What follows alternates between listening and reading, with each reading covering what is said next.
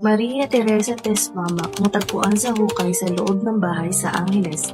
Natagpuan na ang labi ni Maria Teresa Mamapak na mas kilala bilang Tess, biyuda ng dating kapitan ng Barangay Balibago sa Angeles City, Pampanga, matapos ang ilang araw na pagkawala. Natagpuan ang hinihinalang labi ng biktima nitong Lunes ng gabi, February 16 sa loob ng kanilang family compound.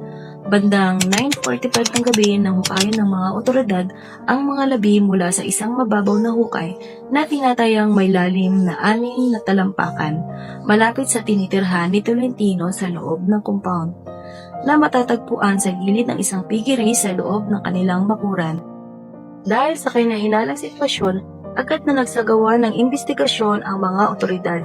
Agad namang iproseso ng Scene of the Crime Operatives o SOCO ang lugar ng pinangyarihan upang magalak ng ebidensya. Nakuha at inalabas ang labi ng biktima noong araw din iyon upang maisailalim sa masuring pagsusuri. Sa isinagawang investigasyon sa natagpuang sasakyan ng biktima, may mga bakas ng dukla na recover sa accelerator at brake ng sasakyan. Sa kasalukuyang ito, sumailalim sa forensic examination upang matukoy kung tumutugma ito sa DNA ng biktima o ng suspect. Samantala, ang mga labi na na-recover ay isinilalim sa masusing autopsy upang matukoy ang eksaktong sanhi at oras ng pagkamatay. Ayon pa kay Police Colonel, isa sa ilalim sa autopsy ang labi ni Mamak upang matukoy ang eksaktong sanhi ng kanyang pagkamatay. Sa ngayon, hindi pa malinaw kung ano ang naging motibo sa krimen.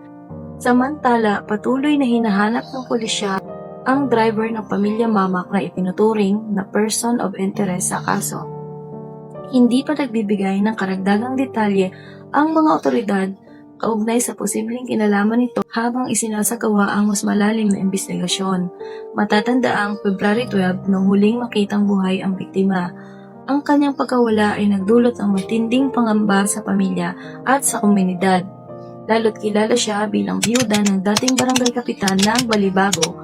Sa kasalukuyan, nananatiling nakatuon ang investigasyon sa pagbuo ng timeline ng mga pangyayari mula sa huling araw na nakita siyang buhay hanggang sa nadiskubre ang kanyang labi. Mariing kinundina ni Pampanga 1st District Representative na si Carmelo Lazatin Jr. o mas kilala bilang Pogi ang krimen. Nag-alok din siya ng 200,000 pesos pabuya mula sa kanyang sariling bulsa para sa sinong mga kapagbibigay ng impormasyon na hahantong sa agarang pag-aresto sa suspect. Ayon kay Lazatin, walang puwang ang ganitong karumaldumal na krimen sa isang moral at sibilisadong lipunan. Dalangin ko na agad mapanagot ang may sala. Patuloy na hinihikayat ng pulisya ang sinumang may impormasyon na maaring makatulong sa paglutas ng kaso na makipag-ugnay sa Angeles City Police Office. Patuloy naming binabantayan ang mga susunod pang detalye kaugnay ng kasong ito. Sa bawat kwento ng krimen, may boses na dapat marinig. Ang katotohanan ay hindi dapat itinatago. At hanggat may katotohanan kailangang ihayag, ang hustisya ay hindi dapat ipinagkakait. Ito ang Kakrimen Diaries PH, kung saan ang krimen ay sinusuri at ang katotohanan ay inuulat. Hanggang sa muli, adios mga Kakrimen Diaries PH. Thank you for watching. God bless.